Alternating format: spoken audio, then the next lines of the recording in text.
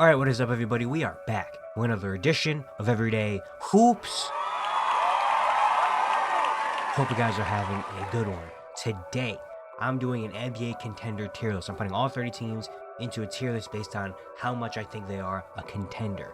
Thank you guys for the views on the videos and the shorts recently. I really appreciate it. If you do like the content around here, consider subscribing, liking, turning on notifications, doing all stuff like that. I really appreciate it. Really upset a lot. Links to my Twitter and all that stuff down in the description below. And yeah, don't waste any more of your time. Let's get right into it. So we have a tier list. We have all 30 teams here, and I'm going to be putting them into a tier list. Now, I'm going to explain the tiers first before I get into ranking, the teams. So first you have tier one. These are the top tier contenders, teams that, are built, to win a championship right now, the highest of the highest contender tier. Tier two is the teams that kind of on the little bit of a, pedestal below that, where I don't think they're the favorites to win a championship, but I think there's a very real possibility that they can win one. So maybe they're not the favorites, but I think they can do it. Tier three, that's kind of like the middle tier in terms of like they're not the favorites to win, but it's like in a perfect world, they can have a scenario where they can make a run. So yeah, like kind of like teams that have good pieces, maybe aren't great, but they have something there where it's like maybe they can make a run depending on how things go. Tier four is the teams that are like they're probably not gonna win, they're not gonna go that far probably, but they still are good. They still are a good team that might be competitive, but they're just not on that tier of contender. And they tier five, the lowest of the low teams that have probably no chance of winning it at all. You know, so those are the tiers I'm explaining, and now let's get into the ranking teams. First, let's start with the Atlanta Hawks. The Hawks can be a good team in the East. I'm kind of thinking between tier three and four with them because they're definitely not near the favorites. They're just a new team that I put together kind of right now. A lot of people have high expectations for them, but at the end of the day, they still have to reach those expectations. They still have to play really well. But look at their roster. I mean, they have a lot of good pieces. I mean, you have Trey Young. Jalen Johnson is an all-star like player. Dyson Daniels can be really good in this coming season. Zachary Versace is a really good role player. Like Alexander Walker is a good role player. Kristaps Porzingis can be a game changer. Yuka Kongwu. They have a lot of pieces on this team. You know, which I think they could be good in the East. If I put them in tier three, that means they're kind of like in a dark horses, like in a perfect world, maybe they can go far. Which I think there's a possibility of that in the Eastern Conference. After the Cavs and Knicks, it's kind of like a free for all, a little bit right there. But also, I don't want to put too crazy of expectations on them because they definitely can still come out and be like a six seed, and then it's like, okay, they still need another year of work. So, mm, I think I'm gonna put them in tier four for now, but I can always go back depending on how these tiers go and what it looks like. I can always go back and change things. All right, Boston Celtics are next. The Celtics are another interesting team to rank here because their team is not bad. It's nowhere near with the championship team that it was like, and the Jason Tatum health. Because if Jason Tatum is back on this team, I honestly think it raises this team up a tier. But I'm gonna put them in tier four as well because I don't think they're gonna be bottom of the barrel bad. I think they still have a potential to be good. I can also see them going bad, but they have potential of being good. And if Jason Tatum comes back, I think the tier extent they go up to tier three potentially. So I would put them in tier four. Nets, we'll put them in tier five. They're going to be one of the worst teams in the league. They're not really trying to compete right now. That's easy. Hornets are also going into tier five. They have potential to be a play-in team. With LaMelo, Brandon Miller, they have a chance to be a fun team and can be better than expected. But realistically, they're nowhere near competing. Chicago Bulls are also going into tier five. Nowhere near competing right now. Got a lot of young players and things going on. They're not up there yet. Cleveland Cavaliers. I think they should be in tier one. They are one of the top teams in the league. Won 64 games last year. Brought back basically the same team. They brought in Lonzo Ball as the only kind of replacement to Ty Jerome. This team should be trying to win a championship. These are one of the teams that are trying to go all in and win a championship. They have about as high as expectations as you can have in the league right now. And yeah, they're tier one contenders. They have the team to do it. They have the star power. They have the defense. They have the bench, the shooting. They have a lot of things over there. So they are definitely tier one contenders, no question. The Dallas Mavericks, another interesting team because the Kyrie Irving factor plays into it. If they had Kyrie, if this team was fully healthy, honestly, I think they would go in tier two. Like I really like this team. Like they have a lot of good things about them. They have defense with Anthony Davis, locking down the interior. You have Cooper Flagg's a solid defender. You have good, perimeter defenders around this team. Like they have defense, they have size, they have length, they have 3-point shooting with guys like Klay Thompson. They have a good bench and good depth with like fully healthy. This would be D'Lo, Najee Marshall, Max Christie, Daniel Gafford or Derek Lively. Like they have good depth. You know, the only thing they're kind of missing really is like a super duper star. They have two. Kyrie Irving and Anthony Davis are both star like players, can be superstars, but they're not, I guess, full time superstars, full time number ones. They haven't shown the last couple of years. That's the only thing they're kind of missing. But they have everything else on this team. They really do. They have so many good things about this team, and I like it. But not having Kyrie Irving here for a lot of the next season is gonna really suck because he's probably gonna be like their main source of offense. Anthony Davis has looked good in preseason so far. They look like he's going to be like the offensive hub type of guy. But having another perimeter scorer like Kyrie that can go out and give you 30 when he needs to, helps a lot. I'm gonna put them in tier three because I don't think this. I think next year, 2027, might be the year where they're, with Kyrie fully healthy and this team fully together. I think that could be the year. Next year, I'm not planning on it, especially adding Cooper Flag and like, there's a lot of other things they have to kind of add into.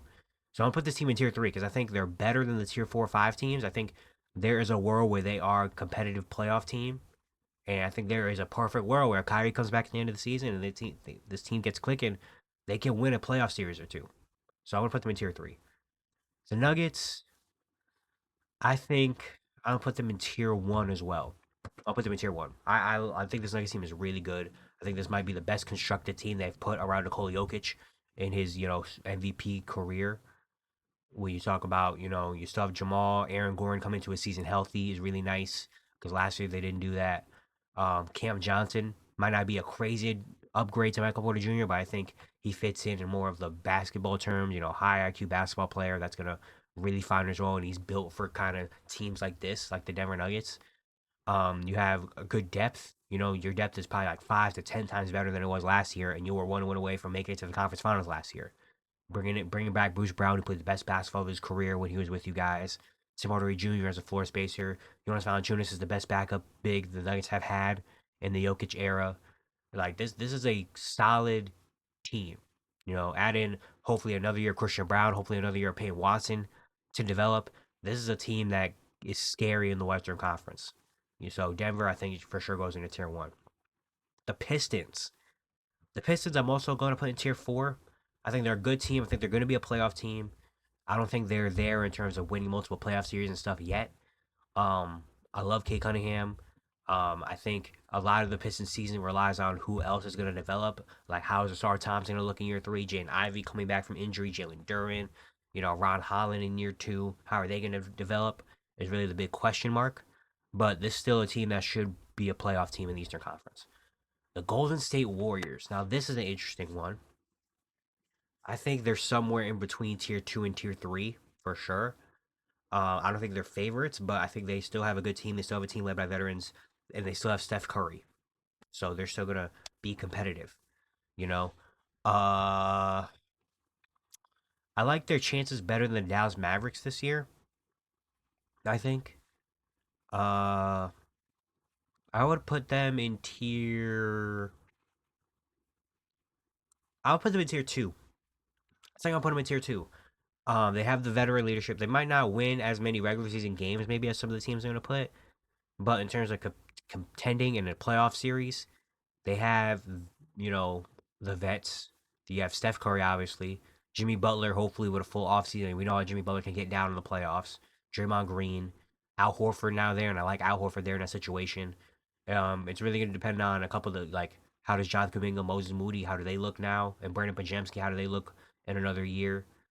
That's going to depend on a lot of it, but they have probably the most, experience out of everybody in the league in terms of in the playoffs. So that goes a lot to their strength. So I'll put them in tier two. The Rockets, I'm gonna also put them in tier two. I think the Fred VanVleet injury really sucks, but I also, even with Fred VanVleet around, I still was probably gonna put them in tier two. I don't know if they should be championship favorites right now this season with a big offseason they had, bringing in Kevin Durant, the first year of Kevin Durant with this team and all that stuff. I don't think we should put championship on them right now. After the season, the next year, we put them there. But this is still going to be a very good team, especially in the regular season. They're going to have Kevin Durant there, who's going to fix so much problems. Albert Şengün, I'm predicting to have a really big season. They have size and length and defense all around. This is probably going to be one of the biggest lineups we've ever seen in the NBA.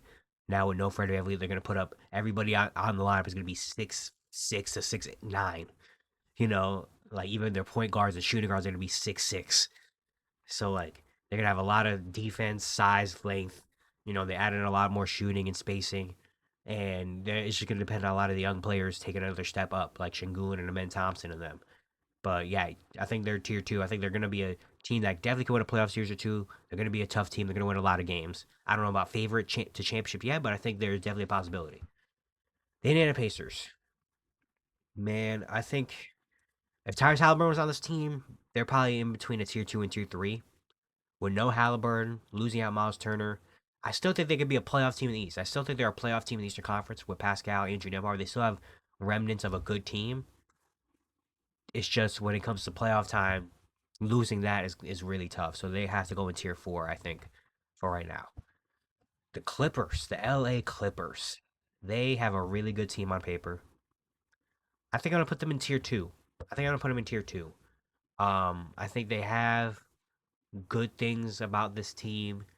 When you look at, they have a lot. They have depth. They have some of the best depth in the league.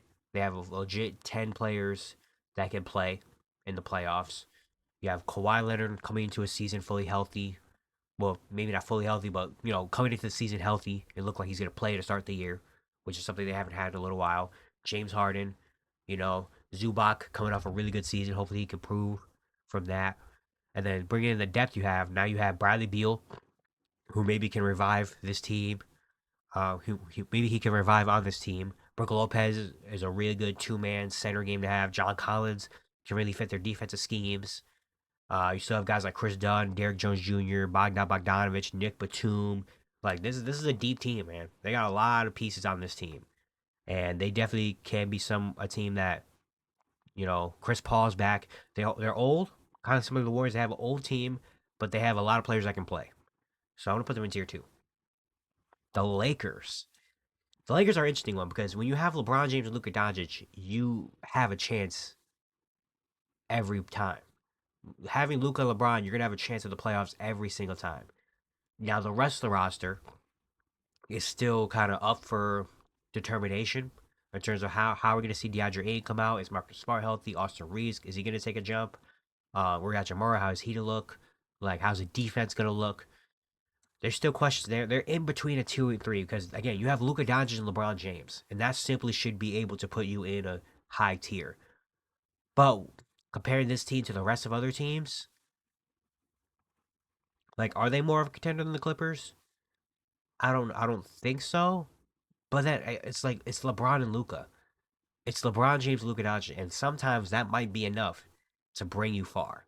Sometimes that might be enough. It didn't last year, but uh, like, hmm, I'm gonna put this is a really tough one. I think I'll put him in tier three. I don't know how much I believe in the supporting cast of this roster, and we've seen over the past couple years that supporting casts really matter. You can have all the superstars you want, but if you don't have a supporting cast that you can trust out there, it's tough to win.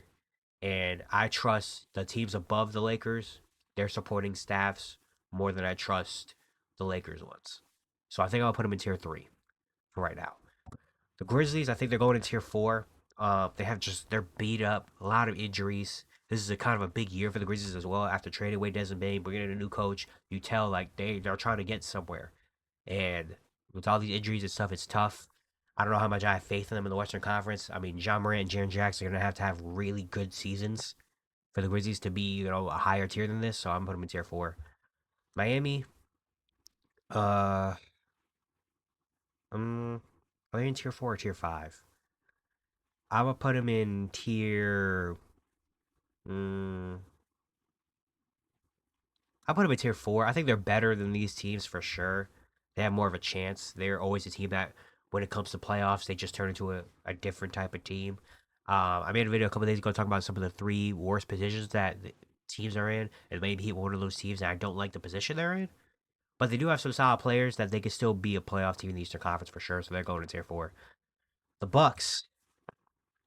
Now, this is an interesting one because their supporting cast is not as good as the teams in tier four. Like I like the Hawks supporting cast better, the Celtics supporting cast, the Pacers supporting cast. I like those supporting casts better.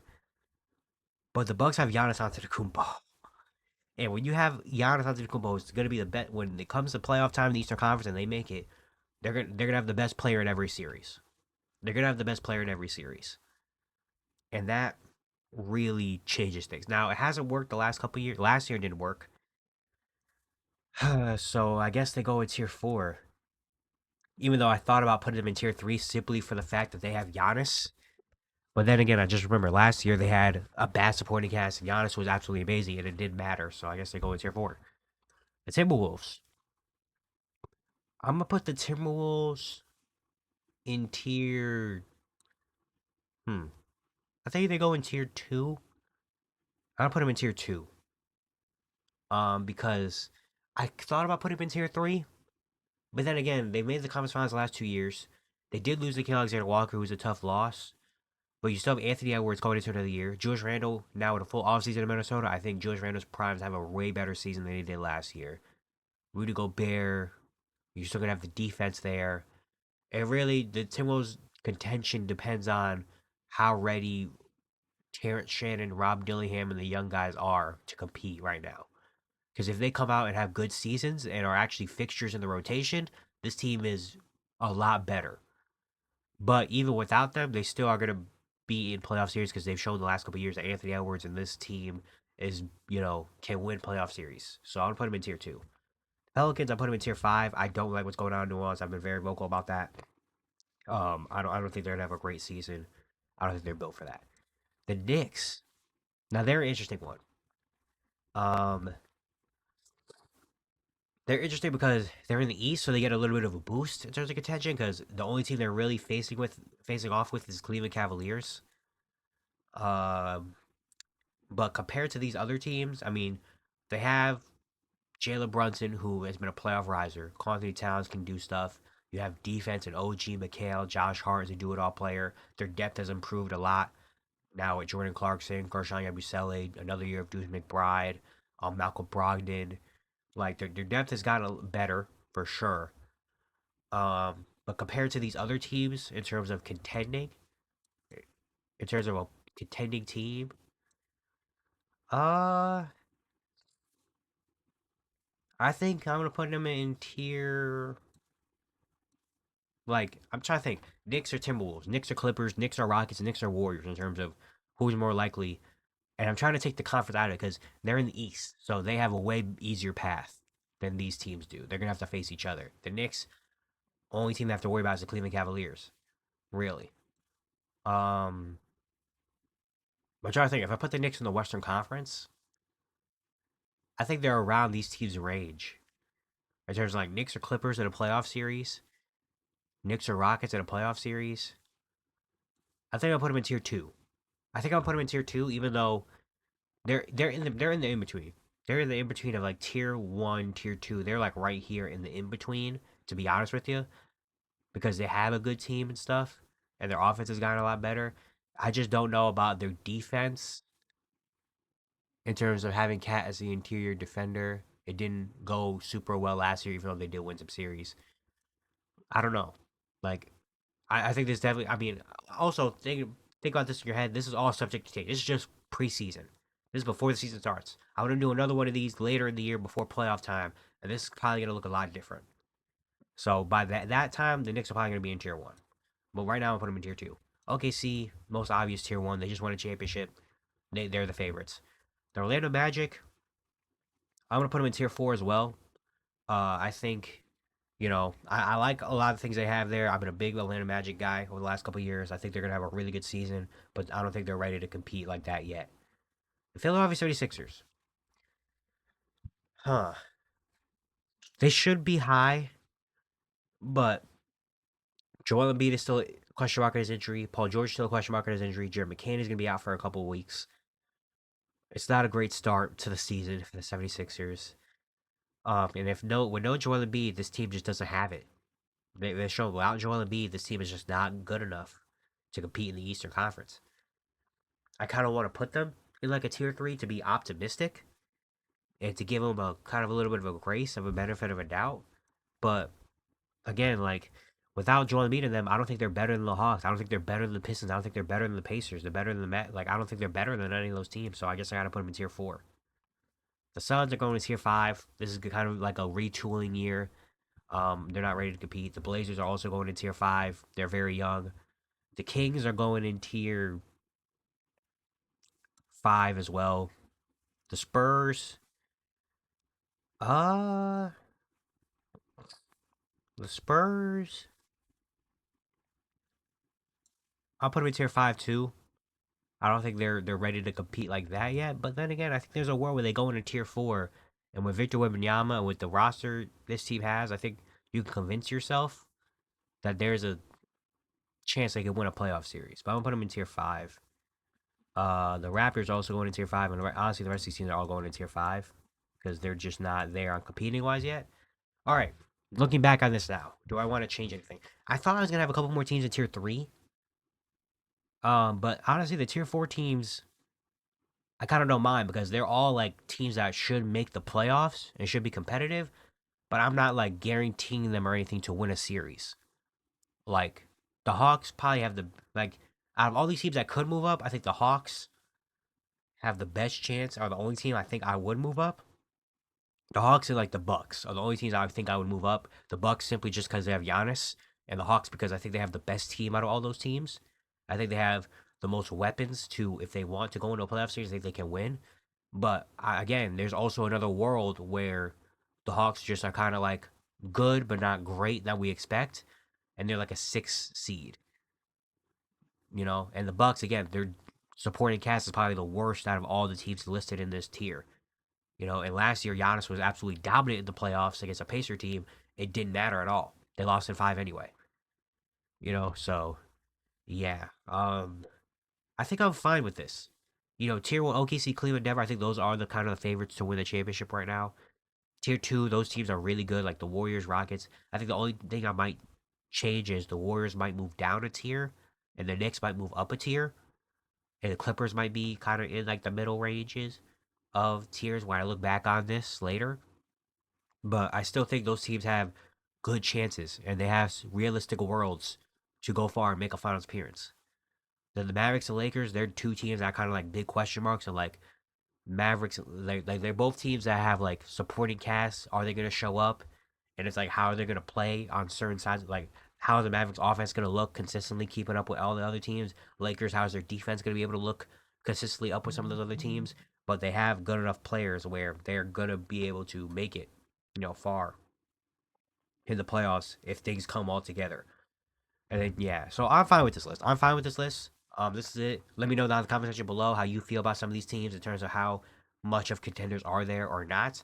Um, yeah, that's gonna be it for today. Once again, if you do like the content around here, consider subscribing, liking, turn on notifications, doing all stuff like that. I really appreciate it. It really means a lot. And yeah, I'll see you guys tomorrow.